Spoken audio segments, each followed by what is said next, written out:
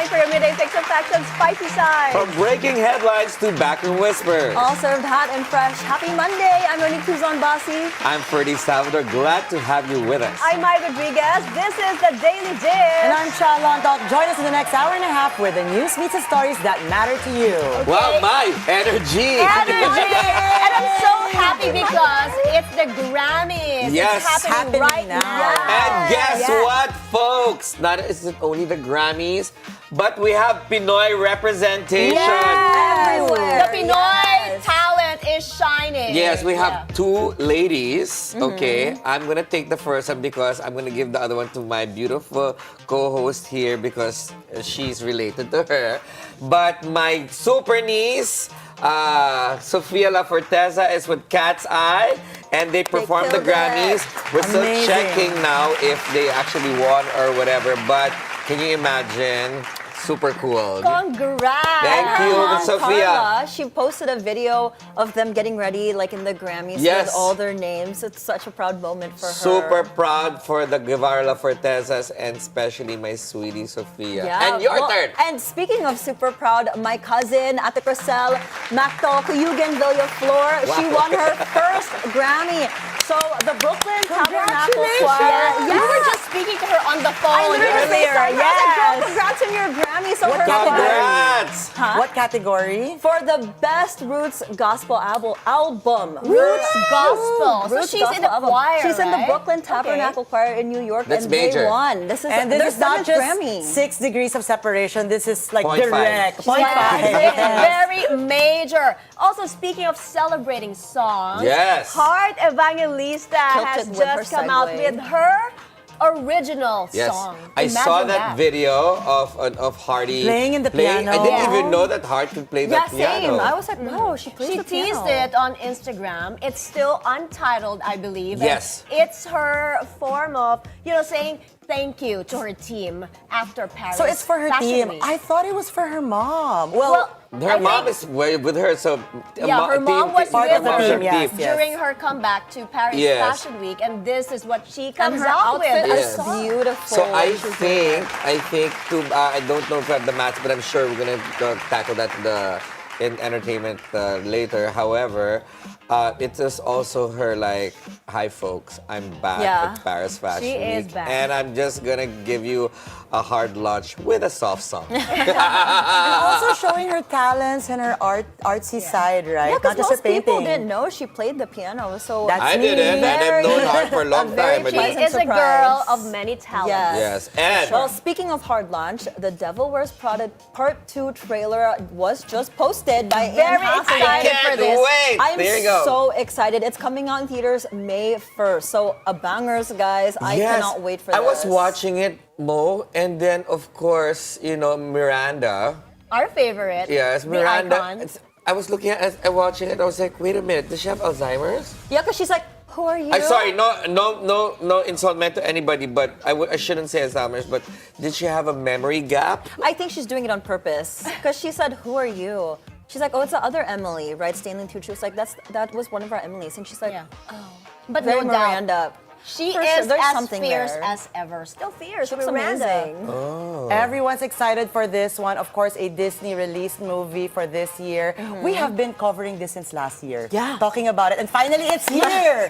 Finally, it's here. I was like, what was that? This has been released for the movie. No, because you know what? I've always been hearing the talk of it. Yeah. But finally, we see the trailer. We really actually see it. She's very Okay. excited. She's very I am. quite excited, and of Well- course, other plays. Yes, other place. So what did you guys do for the weekend? Well, Quickly. I flew to Bohol because I did our groundwork to go check out the famous kinampay.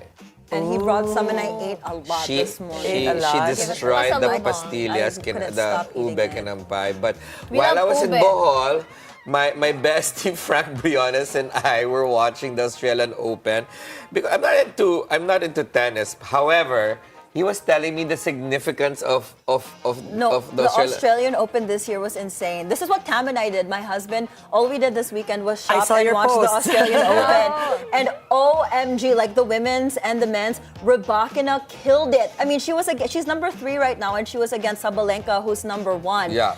And she beat Sabalenka.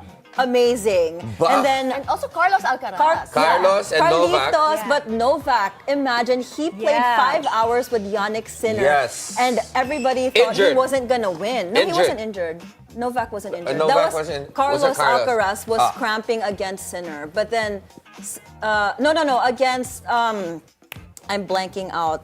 Well, you're gonna Medvedev. No, you're gonna not report on Medvedev. it OMG, anyway later in Yeah, sports. we'll be having it in our sports Anyway, news. guys, I wanted Novak to win, even though I love Carlitos, because this would have been his 25th Grand Slam, and I was Not only that, wanting it was the oldest.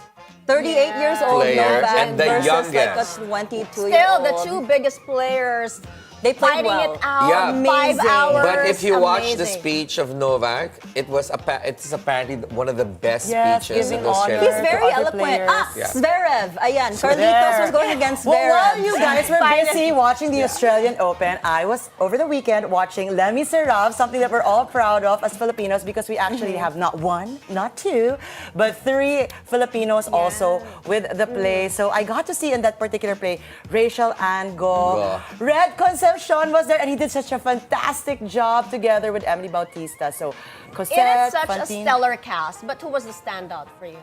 for all 3 of them. I think it always comes with the humor of, can I say it? Red Concepcion.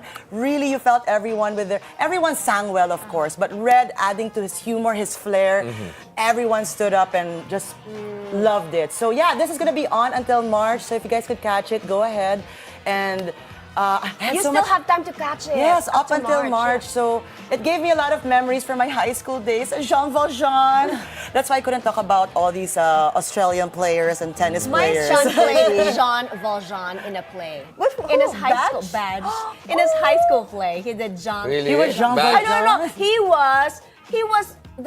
He was Russell Crowe. Oh, that's Who was so the- sweet. I forgot his I character. don't Javier? want that because Yes, I have no idea. Javert. Javert. Sorry, not Javier. Yeah. Naging Pinoy. Yeah, he played Javert. Javert. Okay. We have a packed show though today, We do Ma'am. have a packed Yes, we show. do. Joining us today, we have guests Shan and Daniela David. On luxury travel. And of course, we also have a guest. Yes, we'll be doing arts for today with Anina Rubio. If you guys have been walking around BGC and seeing all those paintings, some of those are hers. So lovely talks later. Yeah. Excited to talk to them, but first, we have the headlines.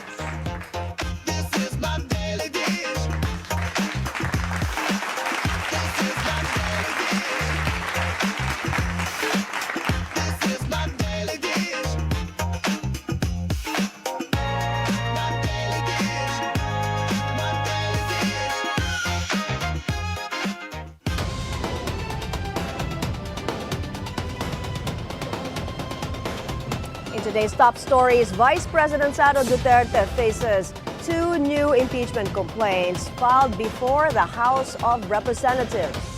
The House Justice Committee starts hearing the impeachment complaints against President Bongbong Marcos. The committee declares the complaint endorsed by Representative Jet Nisay sufficient in form. And in sports, San Miguel defends its all-Filipino crown in the PBA Philippine Cup Finals. We also have Shan and Daniela David to talk about luxury travel, and visual artist Anina Rubio to talk about her artworks. Our top story, Vice President Sara Duterte is facing 2 new impeachment complaints before the House of Representatives. Our Joan Manalo is on the phone to tell us more. Joan, tell us about these new complaints against the VP. Who filed them? Just days after the Supreme Court ruled Vice President Sara Duterte's 2025 impeachment complaint unconstitutional, 2 new impeachment complaints were filed against the Vice President this morning. The first impeachment complaint was filed by various progressive groups with the Office of the House Secretary General and was endorsed by the Makabayan Bloc in Congress. Betrayal of public trust was cited as the grounds for impeachment, and the verified complaint submitted by the members of the Makabayan Coalition coalition. This is in connection with VP Sara's alleged gross abuse of discretionary powers over 612.5 million pesos in confidential funds from December 2022 until the third quarter of 2023. The complaint also alleges her gross disregard for transparency and accountability, including claims that she ordered subordinates to prepare impossible accomplishment reports supported by fabricated liquidation reports and falsified documents. The complaint further alleges dereliction of official duty, citing her alleged willful refusal to recognize congressional oversight during the budget deliberations, including the authority of Congress to conduct inquiries in aid of legislation. The first set of complainants is asking the House Committee on Justice to find the impeachment complaint sufficient in form and substance and to elevate it to the plenary for proper action. Meanwhile, second impeachment complaint was filed by a coalition of civil society leaders citing alleged misuse of confidential funds and VP Sara's purported tolerance of extrajudicial killings. The complaint was led by Tindig Pilipinas convener Kiko Aquino D, former presidential peace process advisor Jing Deles, and Father Flavi Villanueva. Its congressional endorsers are Akbayan Party List Representative Percy Sandania and ML Party List Representative Laila De Lima. The second complaint lists 5 articles of impeachment accusing the Vice President of constitutional violations, graft and corruption, bribery, betrayal of public trust, and other high crimes. In response, VP Sara's defense team said the filing of new impeachment complaints comes as no surprise. In a statement released today, spokesperson Attorney Michael Poa said they are prepared to confront these allegations squarely through the proper constitutional processes, adding that they are confident a fair and impartial review will show that the accusations are devoid of both factual and legal basis. Mai. Thank you, Joan Manalo reporting. Former Justice Adolfo Azcuna, one of the framers of the 1987 Constitution, says that changes to filing impeachment complaints are unfair. This follows the Supreme Court's ruling declaring the House of Representatives' complaint against VP Sara Duterte unconstitutional. The new rules introduce 2 new additional ways to initiate an impeachment complaint. On BNC's The Spokes, Azcuna questioned why the old process was changed, noting that it was already working effectively. We have to agree with, first, the Francisco ruling is still good. So that's still a good definition. Only dinagdagan ng Supreme Court of 2 other modes of initiating. One is by not referring to the committee within the time period. The other one is even if the time period to do so lapses, has not lapsed, but they adjourn. Sinidi, naabutan yung time to refer.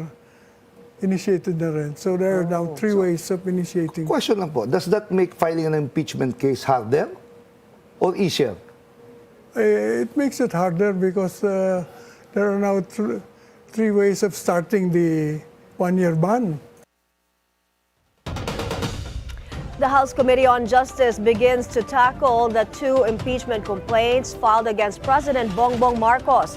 The panel will be weighing on the complaint's sufficiency in form and substance. Let's go to Mavic Trinidad, live from the Batasang Pambansa. Hi Mavic, what's the latest? Mai, as the House Committee on Justice begin the hearings on the impeachment complaints against President Bongbong Marcos Jr., the committee continue to hear the explanations of those who endorsed the complaints. According to the Makabayan bloc, they believe that they have sufficient evidence to hold the president accountable for what they describe as a betrayal of public trust.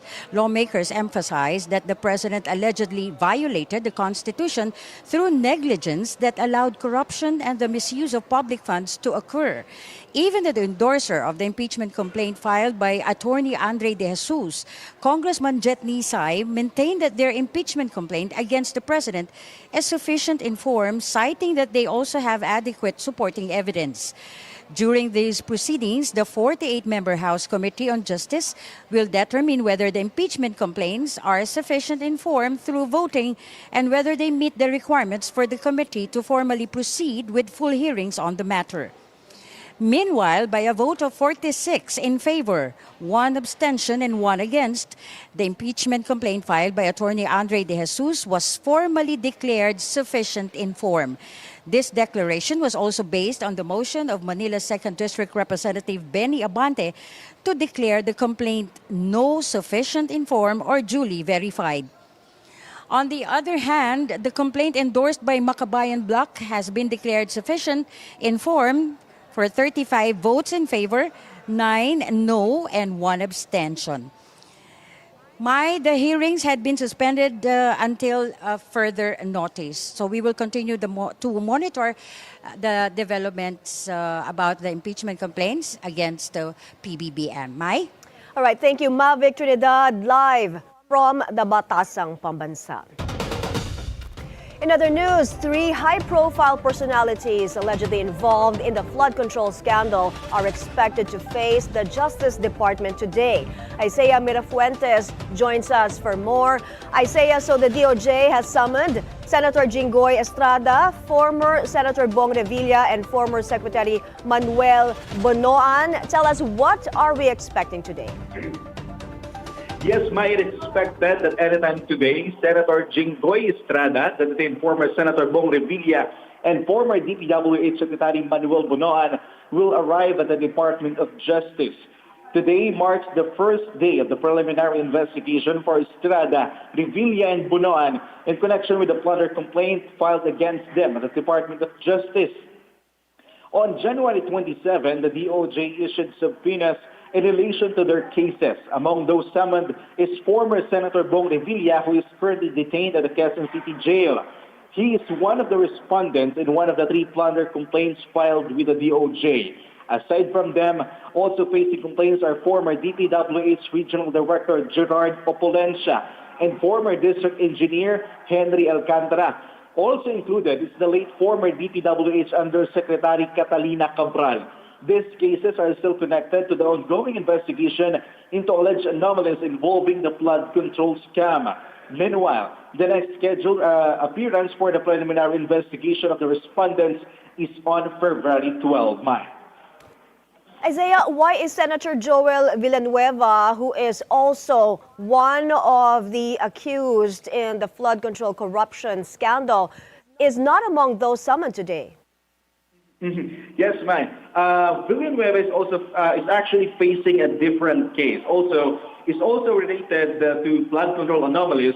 The case against Villanueva is malversation. He's facing 3 malversation complaints at the DOJ and has already submitted his counter affidavit after requesting an extension. Mai. Thank you, Isaiah Mirafuentes, reporting from the DOJ. The continued absence of Senator Bato de la Rosa has effectively stalled any serious attempt to oust Senate President Tito Soto. That's according to a source of Politico. Rumors of a leadership shakeup, including speculation about a female Senate president, have circulated on social media, but the numbers tell a different story.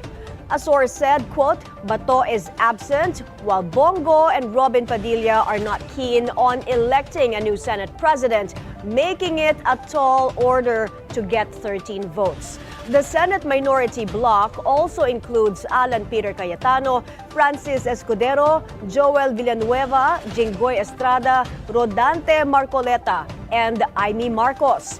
Senator De La Rosa, a former PNP chief, has not been seen publicly since November last year, following reports of a possible ICC arrest warrant over his role in the Duterte administration's bloody war on drugs.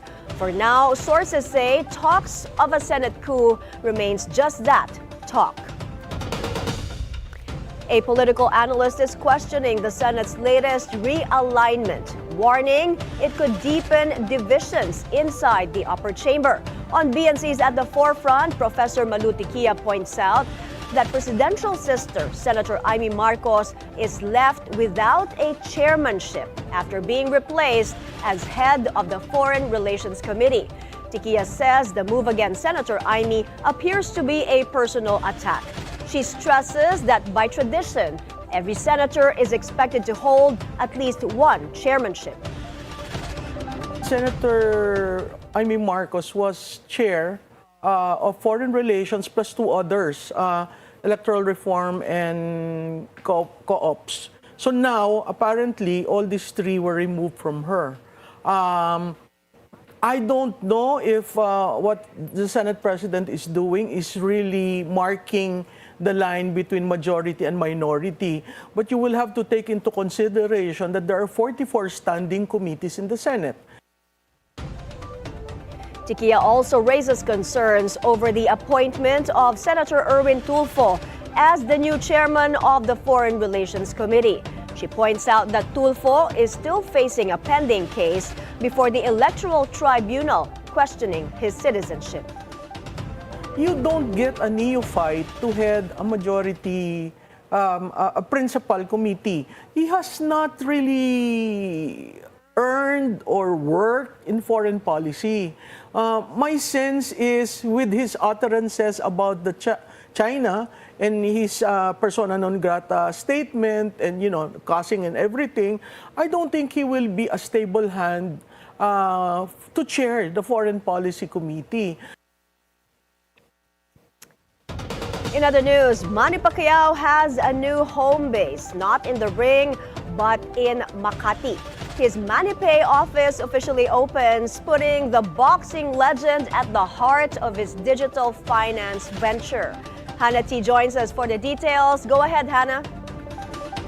My ManiPay formally opened its office here in Makati, where the boxing legend and former Senator Manny Pacquiao will be based.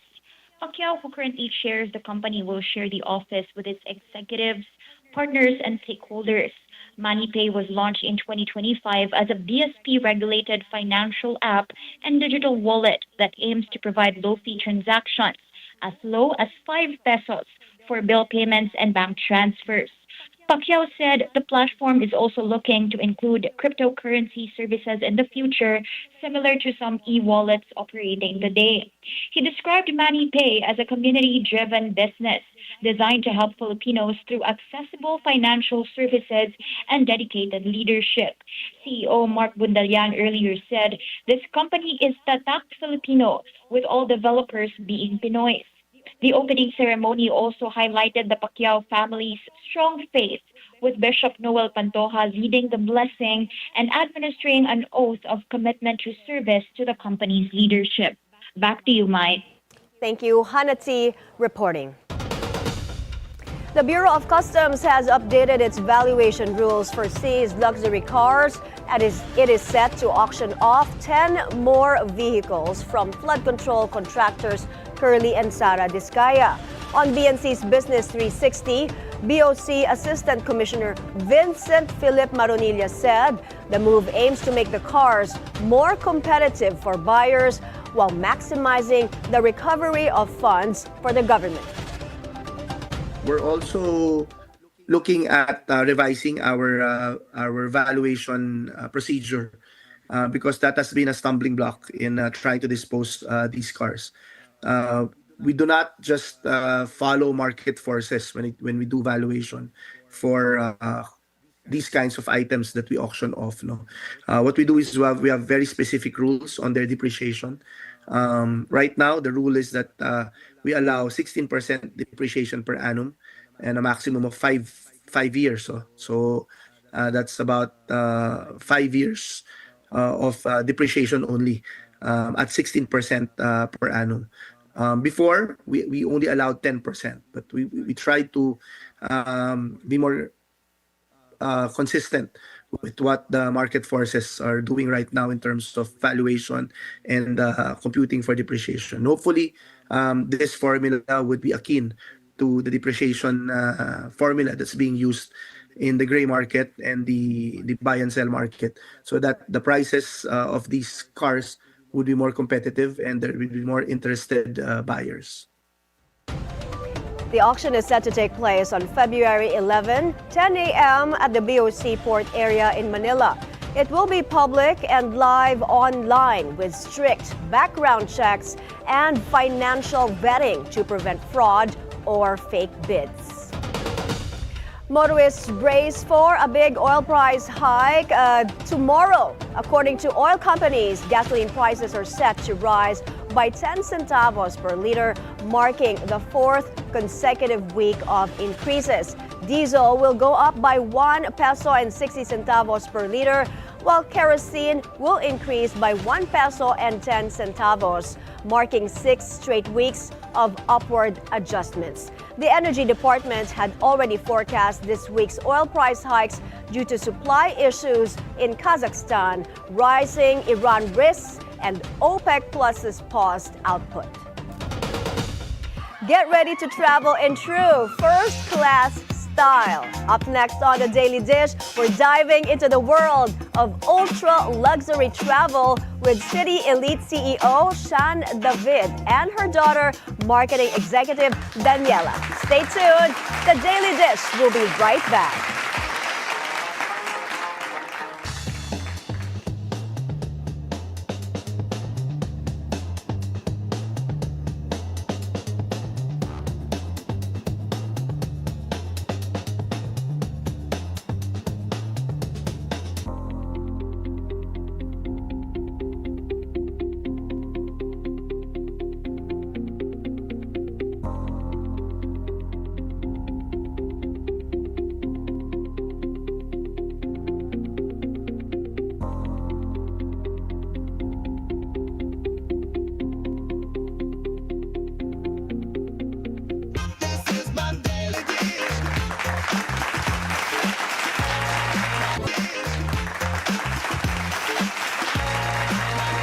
Welcome back to the Daily Dish. This afternoon, we are joined by two women, mother and daughter tandem, redefining how luxury travelers see the world. From elegant cruises to remote expeditions, they just don't plan trips. They curate unforgettable experiences. Please welcome Citti Elite CEO Shan David and her daughter, marketing executive Daniela. Good afternoon, ladies. Good afternoon. Thank you so much for being here. I know you are super busy because not only are you a TA or travel agency, but you also do curated experiences wherein you yourself go and make sure that the clients are happy. But that's not my question. my question is, we invited you because we're seeing a surge in Filipinos flying to exotic destinations. It's no longer Europe, the US, Southeast Asia, even domestically. Ngayon, there's a lot of them go, I want to go to the Arctic, I want to go to the Antarctic, I want to go to Africa, but a different version. Why is this happening, Daniela? Well, I would say that they're bored of the normal destinations. They can do it themselves to these places, and it's more accessible now with internet, AI, and everything. But the places that they can't just go anytime, anywhere, they need a travel agency because logistics aren't easy. The planning, the curation, and just making sure that they're not being scammed or not being led into something that's not worth paying for. Yeah, but you are in the travel industry. Yeah, so we actually know each other. Yes. We're in the same industry, and I'm so happy that you guys are here. We mentioned exotic destinations, but with what you guys are doing, it's no longer actually exotic. These are destinations that are already within the reach for a lot of Filipinos. But let's talk about the price. Syempre, a lot of people get scared, right? They're like, oh my gosh, impossible, the Arctic. Like the photos that we're seeing right behind us. Is it something that Filipinos can actually attain? Or is it something that we have to save up for an entire year? Well, of course, the edge of the world is really, you're going to remote places and where the ocean cruise cannot take you. So expedition is something really expensive. And that's because the fact that the expedition leaders alone are really very well versed with the experts. The experts in the destination. So, I mean, everything is included, and thinking of the expedition, it's like paying at least $1,000 per person per day. And Well, if you think about it, $1,000 per day is not so bad. To get your dream destination? No. Not at all, But yeah. if you think about it, because for example, you're a certain clientele, like most of our viewers, you know, you don't think about $1,000 per day, just because you're used to going to expensive cities like Hong Kong, like Paris, London, New York. I mean, you know, in a day, Yeah. you can totally spend that on your hotel and your food. So Yeah. Agree. basically, it's It's attainable. not really expensive. Yes. I think, even though you pay for like 7,000 or 8,000 for business class to South America, and then you pay another cruise for $1,000 per person per day. It's not really expensive because it's all inclusive. All your expeditions are included, charter flights, pre and post Oh, accommodation, there's charter flights. and pa. all meals and premium wines as well. I think that's something that we can focus on because what people don't know, although we're an emerging cruising market already, right? Is that what you call it? Emerging cruising Yes, market? we're growing already, unlike before. Na Yeah. people didn't know cruising, what's that all about? But Right. now they know that when you enter, let's tell the viewers, when you go into a cruise, you get world-class meals already Correct. included. Yeah. You get all this entertainment. You talked about the wine, the excursion. So what Ferdi was saying is actually very true. When you say $1,000, all of this included. But let's put it That's in per person per context day, because, for yeah. example, you go to Antarctic Yeah, or Antarctica Antarctica. because it's not a normal destination. So I'm assuming the ships are smaller. Yeah, only 100 passengers per. So it's not the sailing, regular yeah. entertainment of the cruising. This is more premium because you have Yeah. less people in the ship and they have to pass through the Yeah. Not even icebergs. just premium, I'd say. It's more luxury talaga. Yeah. Because premium is, you know, maybe celebrity cruises. Yeah.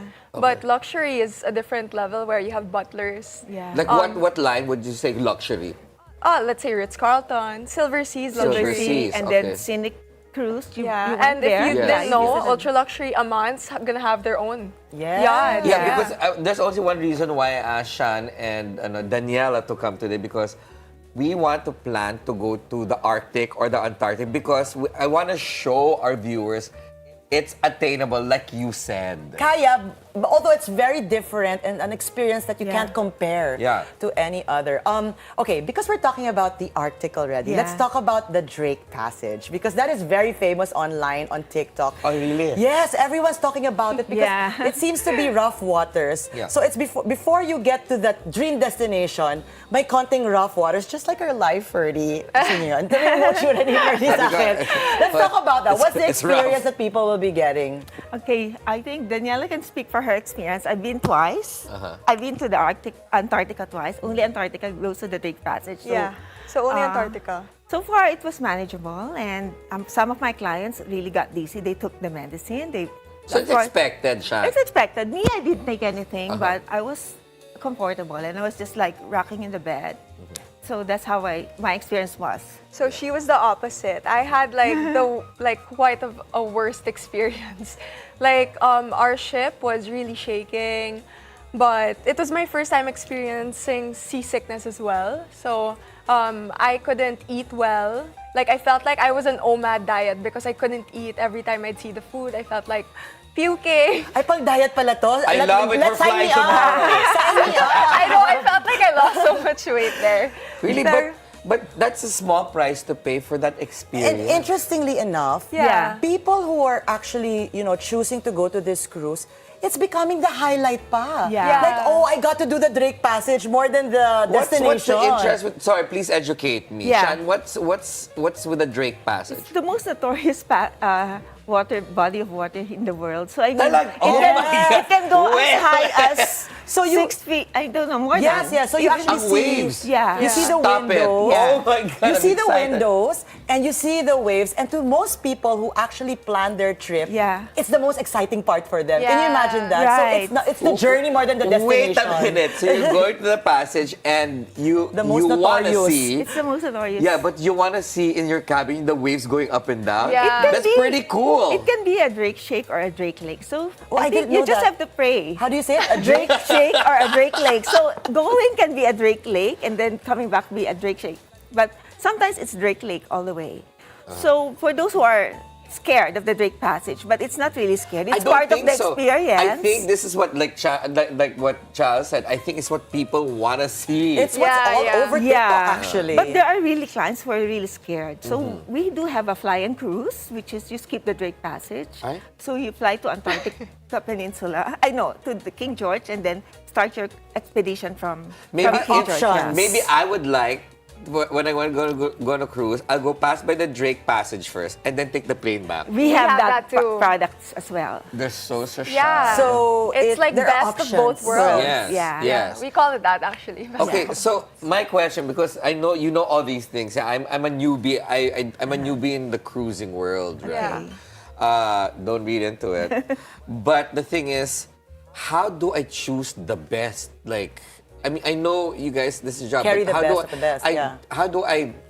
How do you match me, my personality, or my group to the best like cruising line? Because Among the that's team brands, important. yeah. Because sometimes you have high expectations, like what Chal said, going to Drake Passage, and then you get there and you're like, this is not what I expected. I would say we have to get to know you and your friend groups. Like, what's your priority?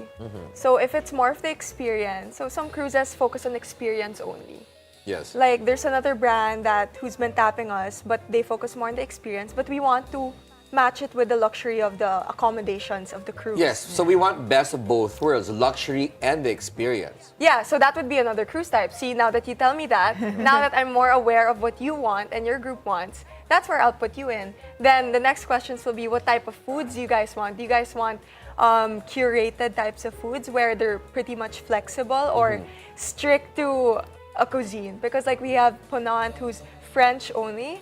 I mean, they can do other things, but normally they want to stick to their roots because they're a French cruise line. I mean, how many days normally is the cruise? 10. 10 days. Yeah. What do you think? Should we choose the cuisine? Go or go for it? Go for it, because it's part of the adventure. You know, a lot of platforms right now, Ferdi, especially abroad, are sharing that. Yeah.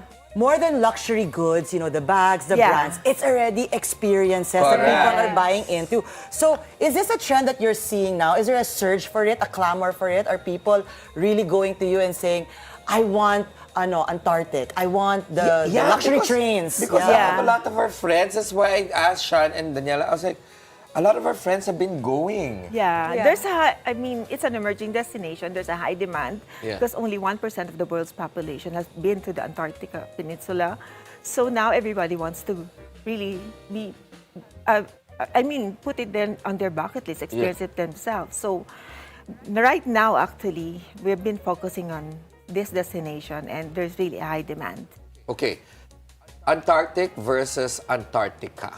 Arctic versus Antarctica. Let's talk about that, Antarctic has still our best-selling product, best-selling destination. Experience-wise, Daniela, where would you want to go? Well, Antarctica doesn't have people. So I would like to revisit Arctic because you can find people. There are people. No, I mean like Greenland. There's a community in Greenland. Yeah, and also like, Canadian Arctic there is. Yeah. But the Arctic. Yeah, we should go there before Greenland. You know naman the news. Let's go this July, I think. Yeah. So it's like you find out that there's a small island or place with only 100 Greenland locals, and they start to look like each other because, of course, it's only them. So you already know what that means. They're metamorphosizing. Yes. But okay, Chal, as also a travel expert, and you guys are the same industry, perhaps I can ask the three of you. Yeah. How important is trust when you are traveling with a certain brand or with a certain agency? 30 plus years of experience already for you ladies. Yes, go ahead. I mean, as my principal always tells me, I know your partners trust you. So every time I do a change on the itinerary, I'm going to cliffhanger you. We're going to be right back with Shan David when she answers that question. Okay. Stay tuned here at The Daily Dish. Bitin.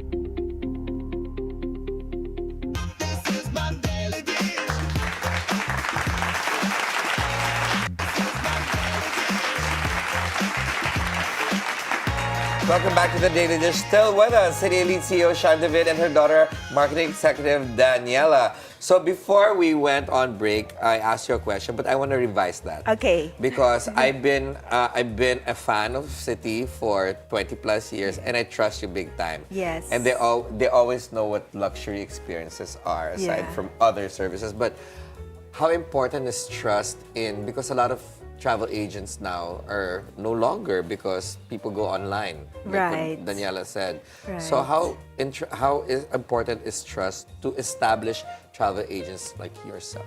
Of course, first of all, being in the industry for 32 years, of course, we have established our network, and they are all, we conduct business in full transparency. We deliver what has agreed upon, so that alone really gave a trust to us as a company. So our clients really depend on us, and in terms of even their budget or whatever the components of their trip. Correct, because like going to the Arctic or Africa, one person, you must have at least $1 million to prepare. Right, To yeah. travel for 10 days. I Right. mean, that's normal. Diba, Chal? Yeah, so I was, thinking that maybe we should paint the pictures for our viewers who are dreaming, salivating for this experience. Because Right. some might say, pupunta ako sa Antarctic, puro ice lang naman yan, di ba? But there are actually unique experiences in the excursions, like even doing your cold bath jump. Polar plunge. Yeah. There, Yeah. polar plunge right in the water. So what other experiences can they... Yes! So what other experiences can we actually expect that they could have? Well, you can be surrounded by like 8 humpback whales. Wild. That's Beautiful. very unique. That You'll to see me them like is this luxury. close. Disclose while you're doing the It's literally zodiac. Yeah. amazing. Yeah. Also, the Jintu penguins. So there are actually different types of penguins, but the more unique ones are farther parts of Antarctica where it's like very tall. How Like tall this. is it? The king Yeah. penguin. The king penguin. Emperor. Emperor. So nature talaga, Yeah. in a different level. Different Yeah. level. And you can only see the king penguin in South Georgia, so it's a longer itinerary for those who have time. Okay. It's like 18 days. Yeah. Wow. Yeah. If I'm gonna go there naman, might as well, di ba? Yeah. Okay, talking about people going, do you have to be fit to go to the North and South Pole? Yes, definitely. If you skip the polar plunge, of course, we don't want anyone to have a heart attack because there's also. What do you mean? No, there's something after doing it. I really want to go because Shan is already convinced me. You're insured. Sometimes your body gets shocked with the cold water. So I think those you have to avoid, and you have to have clearance from your cardio, right? So Hindi talaga natin For the kailangan- extreme activity. extreme I activities. don't know about your mom and I. You can be in the ship naman, enjoying the scenery. Yeah. At our age, we have to have a doctor's clearance for everything. I've been seeing photos of both of you Yeah. on our screens, and lilihis ako ng konti Yes. because Yes. I'm seeing a mother and daughter tandem, and it's really strong. And my mom passed away already. We also had that mother and daughter tandem, but it was rough. It was syempre the one who created the founder, Here we and go. then the one taking over. Tell us, how is it? Because a lot of our viewers also, they have these other businesses, and the second generation is coming in. Yeah. How is it for you guys?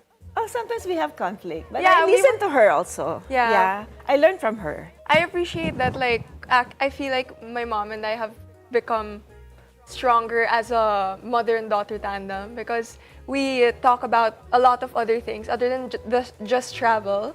We'd speak about our personal lives more too, and some clients that, we think would work well with different destinations. So I feel like it's not just all work. Right. Yeah. Because we also we figured out we both like massage, wellness stuff. Yeah. So, we built a lot of You are your new- mother's daughter. But this is New interesting because 30 connections. plus years ago, the travel requirements are different Correct. from what it is now, where Dana's also helping you out, Yeah. right? What are the differences now, Shan, that you have experienced from when you opened till now? Like, are Pinoys more premium travelers? I mean, more business and first class travelers? Is that the thing? Well, there's a big shift, of course. Before, everything is done through your travel advisor. But now everybody can do online, and also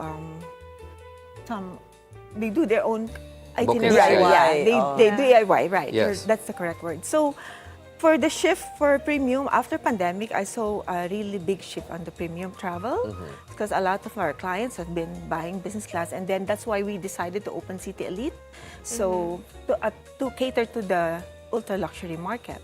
So may ultra luxury. There's luxury and then there's ultra luxury. Yeah, because Citti has also luxury Some luxury. clients already. Yeah, say it. Some of the clients that you've had. we have already luxury clients. So, but there's still a lot of opportunity to offer, destinations to offer on the ultra luxury market. And Sorry. I can add, like it's more of people want to experience a place more, but not be overwhelmed by doing like 10 things a day. Yeah. So it's Also, not that's the not same. also anymore. Yeah, like, gone are the days.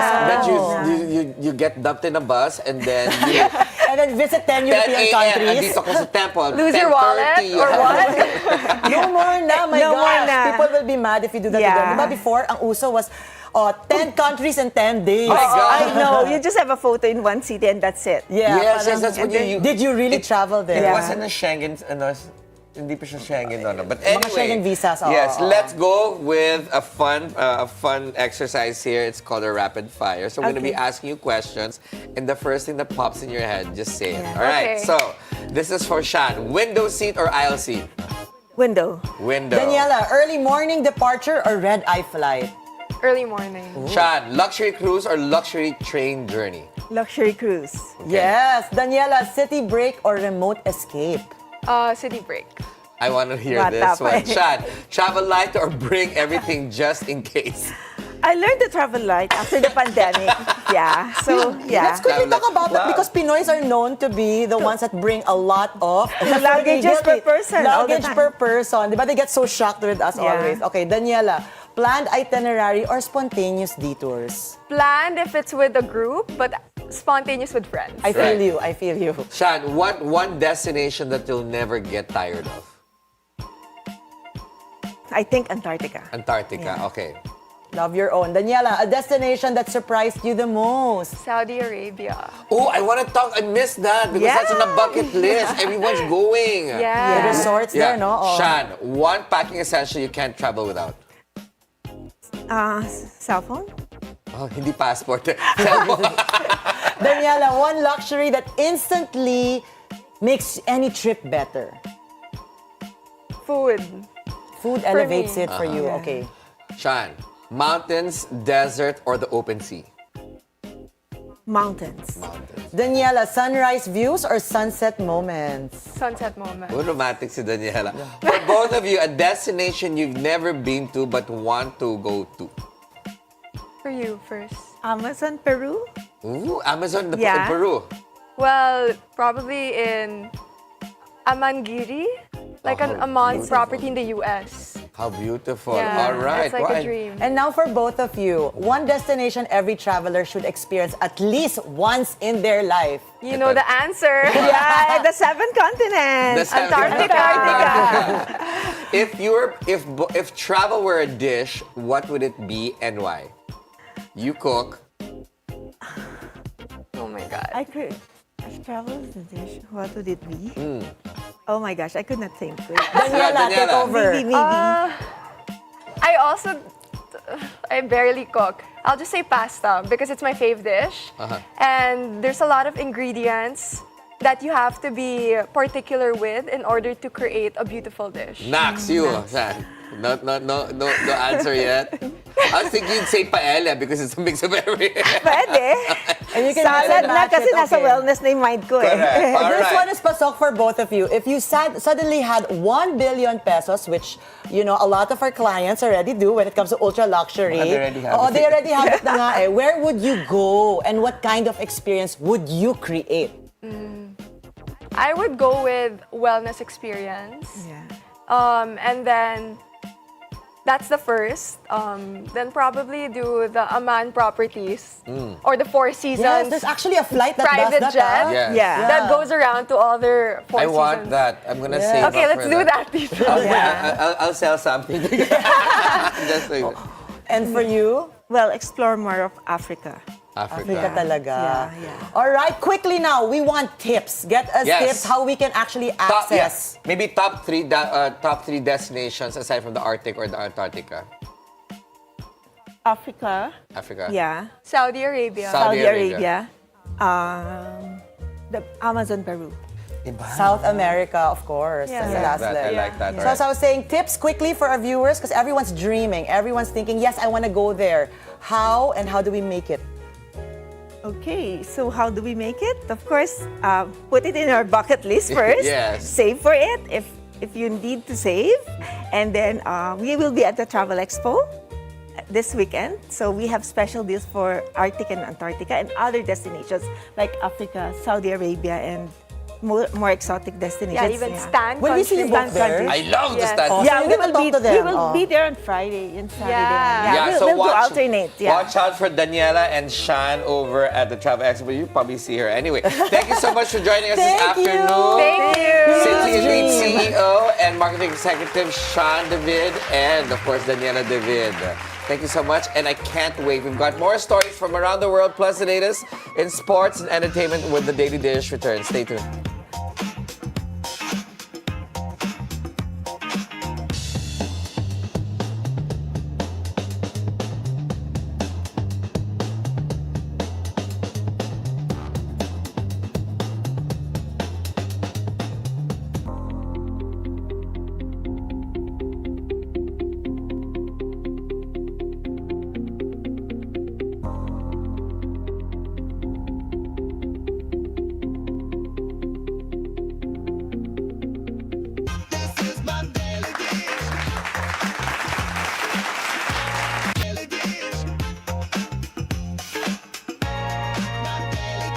Welcome back to the Daily Dish.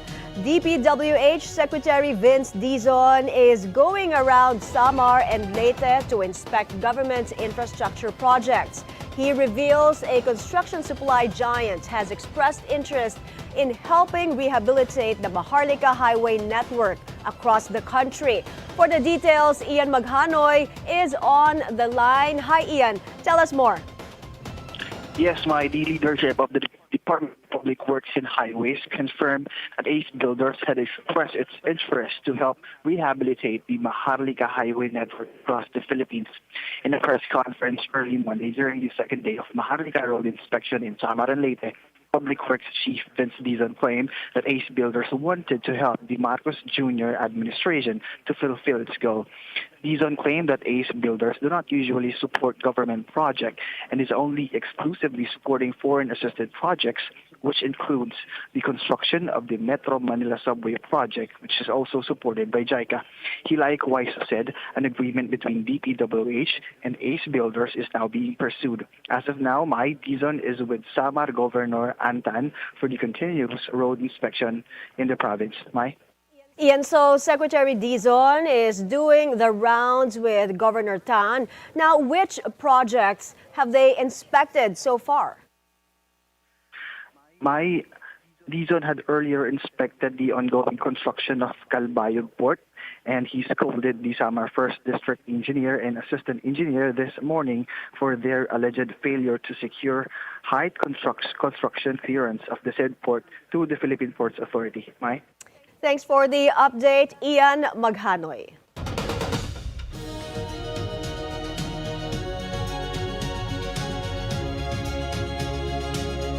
We begin world news in Thailand, where Parliament has chosen the country's next Prime Minister. 58-year-old Anutin Charnvirakul, leader of the Bumjai Thai Party, is stepping in after last week's ouster of Petongtarn Shinawat, who was dismissed by the Constitutional Court for violating ethical rules. The decision follows days of intense political maneuvering as the dominant Pheu Thai Party struggled to hold its coalition together.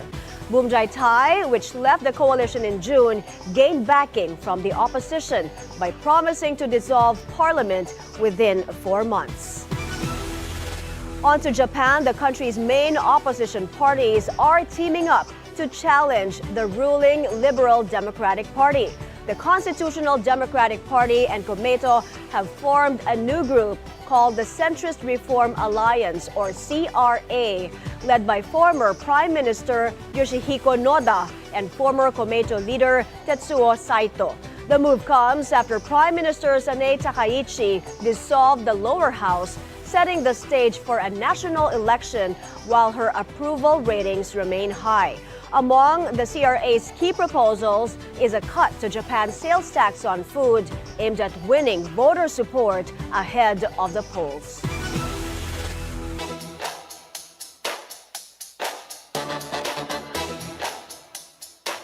San Miguel stands unstoppable as they capture another all-Filipino crown. The Beermen dominated TNT in Game 6 of the PBA Philippine Cup with a star performance that cemented their legacy and left fans celebrating. Zeus Valdez is on the line for more details. Go ahead, Zeus. Hi, Monique. The dynasty stands tall once again. The San Miguel Beermen successfully defended the all-Filipino crown, outmuscling TNT Tropang 5G 92-77 in Game 6 of the PBA Season 50 Philippine Cup Finals at the Mall of Asia Arena. The victory delivered San Miguel its 12th Philippine Cup title in the 31st championship in franchise history, further extending its status as the most decorated team in the Philippine Basketball Association. Leading the charge is the Kraken, Junmar Fajardo. The dominant big man delivered a monster performance with 29 points and 23 rebounds, adding defensive presence and control inside as he claimed Finals Most Valuable Player honors. San Miguel set the tone early. The Beermen exploded to a 26-5 surge after opening the game with 12 unanswered points for the eight start. The Tropang 5 fought back behind scoring. Thankfully grabbed the third, but San Miguel responded with a decisive 10-0 run to reclaim control, a swing that ultimately sealed the championship. For TNT, the loss marked a tough end to a greedy playoff run. Head coach Shot Reyes left the floor immediately after the final buzzer with emotions running high following the series decider. The Tropang 5G now turned their focus to regrouping after falling short in their title bid. Meanwhile, San Miguel celebrates another chapter in its championship legacy, back-to-back all-Filipino titles, and yet another reminder of the Beermen's power in Philippine basketball. Back to you, Monique. Thank you so much, Zeus Valdez, reporting, and congratulations to the San Miguel Beermen. Olympic fever hits Lake Como as the torch relay lights up Lombardy. The flame traveled by boat through Bellagio, Verena, and Menaggio before gold medalist Piero Poli lit a cauldron in Lecco. Notable torchbearers included short track legend Ariana Fontana and rowing silver medalist Andrea Panizza. The relay is part of a 12,000-kilometer tour across Italy, building excitement for the Milano Cortina Winter Games opening on February 6.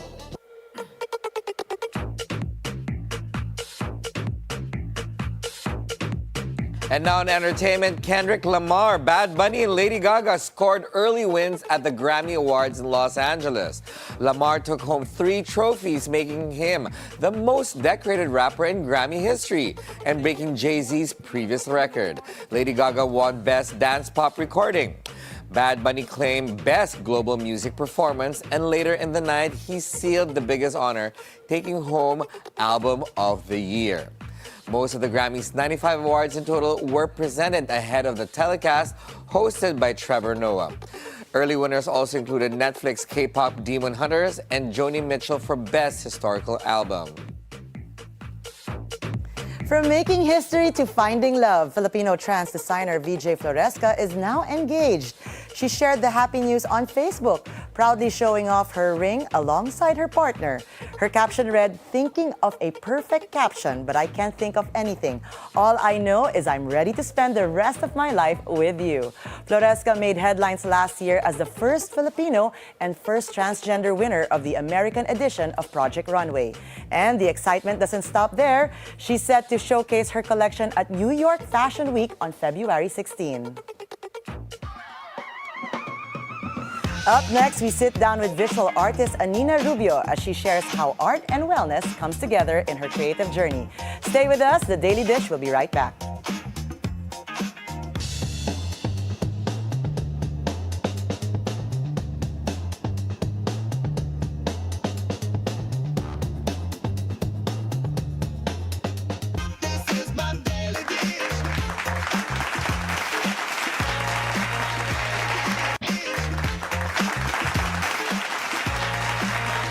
Welcome back. Today we are joined by a visual artist who uses her platform for healing, awareness, and action. She's also an environmental advocate and creative wellness practitioner. Please welcome to the show, Anina Rubio.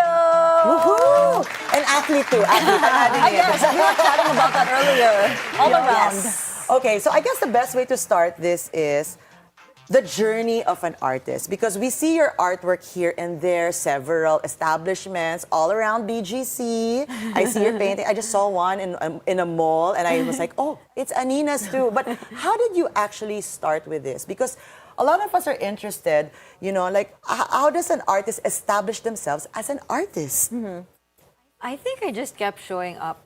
Initially, I was a corporate person, but I was trying to find something to distress me that, you know, that made me step away from facing the screens. So I was looking for a hobby, literally a hobby. Must and then be nice. I know. Wait, what corporate, like, I mean, what work was it exactly? Well, I jumped from multiple jobs, but I'm an engineer by profession. Wow! Look at me. Wow! I used to be in the past life. That's all in the past. And you were right just now. looking for a a hobby, and then she became hobby, an yeah, artist. because I was always facing the screen, and I'm like, okay, I need something to do with like my hands. I like doing tactile things even as a kid. And then I found calligraphy, and it was also very lucky, I guess, in terms of timing, because during that era, the handmade movement was growing. So people were attracted to handmade things, handwritten things, you know, hand-painted everything. So I guess my timing was also What era was perfect. this? 2013, 2014. Up to 2016. Yes. So you started calligraphy, and I then started from there, what calligraphy. other mediums did you try and did you fall in love with? After that, I transitioned to watercolor because I was traveling a lot and I always have ink spills in my bag. So I was like, what is an alternative to ink? And I was searching online and I saw that, oh, you can do calligraphy with watercolor. So I started doing that. And then from paper, it became like a canvas. From canvas, it became a wall. And then here I am now. No, let's talk about that wall and that transition, because share with us the first experience that you had that, yes, this is it, I'm an artist. Maybe the first commission work that you were asked to do, or someone ordering something. What was that But for actually, you? you know what, Chal, if I can chime in real quick, we were chatting earlier behind the scenes. Yeah. And I love what Anina said. She said, I wouldn't consider myself an artist. I would consider myself as a creative. Yeah. Oh, interesting. Ako Right? an athlete. yeah. Art athlete. Pwede. No, but yeah, so share that moment when you finally first, let's change the word, as a creative. Creative. Yeah. And why creative? Because I feel that when you say art is very limiting, at least from my POV, but when you say creative, the possibilities are endless. You could be creative with the way you cook or prepare your food. That's also an art form. You can be creative with the way you dress up. Like fashion, that's also an art form for me. So I guess growing up... Even social media creators? Yes. Yes, That's why they're okay, creatives. yeah. And I feel that growing up, I wasn't the one who participated in, you know, poster making contests, but I was into the science aspect of it. I was joining science congresses and I was dismantling toys, building whatever I can from scraps. So for me, it's really a practice of being creative, using your imagination and converting that idea into something that you can actually see, hold, feel, touch. I super love that Tangible. because it also broadens her world. Like she mentioned, that really stuck with me. Anything you do that's creative, that's a form of art. I made And you never thought about mulled wine jam this weekend. There you go. She was a creative. Oh, no. What sugar did you use? Muscovado. No, See, the it's reason different. why is I got tired of, I was just consuming. I noticed this January, consume, but I wasn't creating. So these little things, just to create something, maybe art, maybe not, really helps. But, you know, I wanted to just hear your story about from that moment that, yes, you are a creative, to jumping in and having your first someone actually doing an exchange of energy, paying for your art. Yes, and saying, I know. Is there a certain validation with that? Like, oh my gosh, I'm getting paid for a hobby. For a hobby, yes, Hobby, definitely. Share because, that moment. You know, coming from corporate where everything was stable, and then I just took a risk, and I'm like, okay, I told my mom I'm not gonna ask for money. Worst case scenario. So I'm like, I have to like face it till I make it. And then I just started creating. I started showing up. I started practicing. For me, like you show up 5 minutes every day to practice your craft. During that time, this was calligraphy, so I was writing one word each day. And then I would go to work. One word. And then I just started posting that online.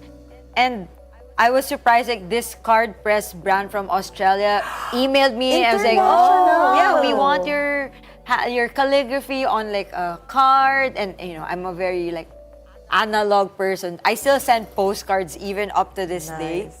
So when I got that news, I'm like, yes! Yes! Okay, step by step, we're gonna earn money. But during that time, I wasn't really focused on making money. So for me, it was like, oh, it's a bonus. Because, you know, I still had my job. And then eventually when I was earning more by doing my hobby than like coming to the office, I'm like, okay, I think it's time. But it's definitely a validation because, you know, you have sleepless nights. I am so obsessed because when I want to learn something, I really make time for it. Like, I don't have any excuse. The resources now, especially online, there's a lot of like online resources, so you don't necessarily have to go back to school, like fine art school, just to become an artist, right? You can learn anything if you make time. So for me, that's a validation. Oh, I'm actually earning from this. Maybe this is something I could do. And from there, you jumped off. Because, I mean, look at you now. It's been almost 10 years. Yeah, more than. 2014 was like, okay, I'm gonna do this full time. And she got international recognition. Her first one all the way from Straya, down under. Let's talk about that. The artworks that you've been doing. We're actually flashing some of them right now. I saw one on the bridge, along Pasig River. These are not graffitis, by the way. Okay, but these are actual art. Even in BGC, like what I mentioned. Let's talk about the art that you've done. For me, I love painting murals. So my first ever experience was I apprenticed for a foreign artist during a mural festival here in BGC. And I was afraid of heights. Super afraid of heights. But we had to go up like 9 floors high on a gondola. Oh, what? And the artist would only take one assistant and one gondola operator. So there's only one. We're seeing it now. Yeah. Sweaty me too, I'm sweating. So for me, I was like, okay, I need to face it till I love make it. Do it scared, do it slow. So there. And then after that, I'm like, okay, there's no turning back now. And you actually finished the artwork and painted. How many feet was this? It was, I don't know, in it terms really of matter distance. because it looks 9 scary floors from here. high. 9 and then floors is 50 meters. high, And yeah. that was the first. I was just an apprentice. And But that's then crazy. I was You're like, all okay, over Manila now. this is something I want to do. And so And you're I'm still like, doing murals as I'm well still now. doing murals But right apart from that, I love your advocacy on sustainable anything. And that's how she got into the textile art form, because that's another visual art medium. So let's talk about how your advocacy shaped your artwork now into a different medium. Well, at first, if I'm being completely honest, when I started in the art industry, again, it was just because I wanted to distress. Yeah. Like, really distress. But also, it was also the year where I was exploring and I didn't know how to swim until I was 30 years old. But the first moment of me removing the life jacket and saying, okay, I'm gonna learn how to swim, I was welcomed by floating debris of plastic straws, diapers even. And that was the eye-opener. I was like, okay, I am definitely a contributor of this because growing up, we were using plastic straws. It wasn't really communicated to us that, oh, the long-term impact of using this is a polluted environment. Everyone was using that, so it was very convenient. But then I realized that I needed to do something within my means. Like, I'm not gonna go and study marine biology at 30 years old, or I'm not gonna take up environmental law. But during that time, I was doing arts. So I'm like, okay, what is something I could do at least within my means, within my capacity, And that's how I started using my platform or my passion for the arts to convey my stories of advocacy or what I am advocating for. Because for me, art is not just a form of expression. It's like a bridge or it's a voice. It could act as a voice for the stories that you want to tell, for the advocacies that you want to convey, Beautifully right? said. So that's how it started. And when I was invited by Fashion Revolution, a British organization promoting sustainable fashion, I was one of the 5 artists here in the Philippines that they wanted to do an exhibit with. And we attended like a 3-day workshop, immersive, like very, what you call this, educational. That's when I realized, okay, I am not going to paint a mural for this particular project. I am going to use textile. At that time, I didn't know what I was going to do. Like, okay, how do I do this? Like, do I use glue? Do I use whatever? And then I just sourced online. I asked friends. I posted like, who has scrap fabrics? So it's scrap fabric. Scrap fabrics. Okay. Even, I was telling her, even up to this day, the ones that have been donated to me, I still have a lot. I have People contributed. So this So- one is called Kaha, Yeah. right? How do you say it? A series of artwork that you've created, Kaha. And I've seen it with certain people that we all know of, celebrities that they actually carry this, and even establishments already have it, like the one we're seeing, offices and so on is and in so Starbucks. forth. Yeah. Are you still doing this? Yes. Okay, so it's still a continuous one. But aside from sustainability, you also do tama ba, UNICEF creator. What does that mean? So I am one of UNICEF's creator for every child. So we are a group of content creators who are also advocates in different aspects. Like there's sustainability, there's well-being, mental health, there's sports, health, etc. So I partner with them. It's my 3rd year. I'm part of batch 1, so it's my 3rd year with them. And for me, it's really just being able to use your platform and passion and profession to fight for different things. She's superwoman. I know. I love what you're doing. And I like that you said art is also a form to stand your ground and use your voice. Has this sparked conversation, and has people come up to you saying, oh, because of your artwork, like I'm really trying to be more sustainable with my fashion, with using not plastics anymore? Has that happened? Yes, definitely. So for me, it's really about, you impact one person, and for me, that's already meaningful. There's no metrics that would be able to like compete with that, because you only need to have an impact one person, and that one person could probably potentially also impact another people, and then the impact grows, right? So for me, it's really just me being authentic to what I value. I'm also at a point where I am able to say no if the client or the values doesn't align. I'm able to say no. Fortunately, I'm at that point already. Congrats! Because at first I was like, okay, yes, come Yes, on. lang, yes. Yes, of course, because you're also Building yourself. building in yeah. myself, figuring out what works for me, what I want, what aligns, what doesn't.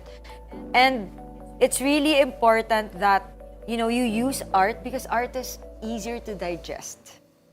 Like, I remember I attended this like Save the Sharks Summit, and there was like a lot of like documents that you read through it, etc. But then we painted a mural that says Save the Sharks, and it stimulated curiosity. People were like, wait, why do we need to save the sharks, right? Versus you giving them a 5,000-page document. book, like, find the reasons True. here. So I think art really makes everything easier to digest. And then if you're curious enough, then you read more about it. Kami naman mo food. Food makes it easy When to she digest. said digest, I thought food.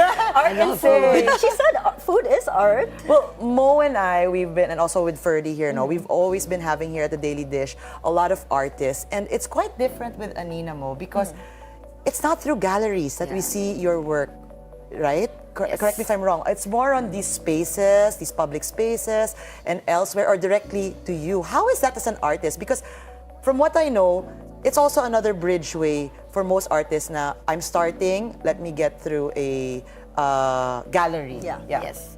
I guess nowadays, there's a wider range of platforms where you can show your art. Like, galleries are super important because they know the different target market and the people with purchasing power.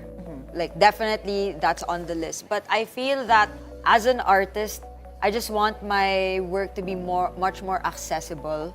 That's why most of my works you'll see in public spaces. Because for me, again, it's not always about earning, but yes, I do love money. So please show me the money. I love the honesty. Yes. But again, at the end of the day, for me, if somebody passes by a mural, takes a selfie, smiles and shares it, I'm like, yes. Yes, more people will be reach to that particular wall. And especially now, if you live in the city, let's be real, there's not a lot of greenery that you will see. So that's what I'm trying to do, like bring the green, through art in that's why we spaces see where the it's flowers. You're amazing, Anina. You're literally my new favorite person. I love everything you're doing, and she's using We're gonna her train for voice. High Rocks soon. And we're training for High Rocks. Guys, she's also an athlete, by the way. I coined it na. But what's next for you? What's your next big project that you're super excited to work on? Well, now I am working on different personal projects because for the longest time, it's mostly like client-based, but now I'm working towards designing a gi for, I do jiu-jitsu also. So that one. Wait, and then- designing a gi, like the actual outfit that you wear when you do jiu-jitsu, right? Yes. That is so cool. Will it have flowers? Secret. I can't disclose wow. Yeah, but I'm still also building a digital flora library so that more people will have access to different flora that we have here in the Philippines. Lots of personal projects. For me, this year is the year that I'm gonna focus on the things that I want to put out in the world. And she's also focusing on High Rocks. And my sports, actually. She's I've doing been Hong training Kong. a lot. That's why I'm not taking in A lot of work. I like the arthlete. Art We coined today, athlete. arthlete. Well, I also did mention wellness with my intro. So are you an advocate for that as well? I'm It a seems yoga to be. teacher also. Oh, yeah. Oh, we missed out. And just That's one more crazy. thing. So Anina teaches yoga as well. Where do you teach? NBGC. Different. I teach cold immersion. So if you want to dip in the cold, for recovery, I teach vinyasa. I did not know this. So are we Sound painting healing while we're also. doing all the moves for yoga? Oh, we should totally No, do for a me, class because like there's that. so many modalities in terms of healing. For me, I find art the most meditative one. Because a lot of people won't be able to sit in silence, but if you do something creative, you'll actually realize you are focused on that particular task. Again, whether it's cooking, it's arranging flowers in a vase or something, or painting. So for me, doing creative things is the meditative part, and you have to be physically well as well to be able to do those things. So that's why there's yoga. It reconnects you back to yourself, your breath. Talk about well-rounded. A She's doing round of applause. everything. I love her. But before we let you go, if they want to reach out to you, Anina, they just message you on Instagram? Yes, you can find me online at Anina Rubio. Cool. Thank you so much. I think you ignited a spark for us to be creative. Creative and find a hobby that we can make money from. What's our hobby, Mo? We're going to find out later. Thank you so much, Thank you Anina so much. Rubio, here with Yes, us. thank you. We're taking a quick break. Stay with us. The Daily Dish will be right back.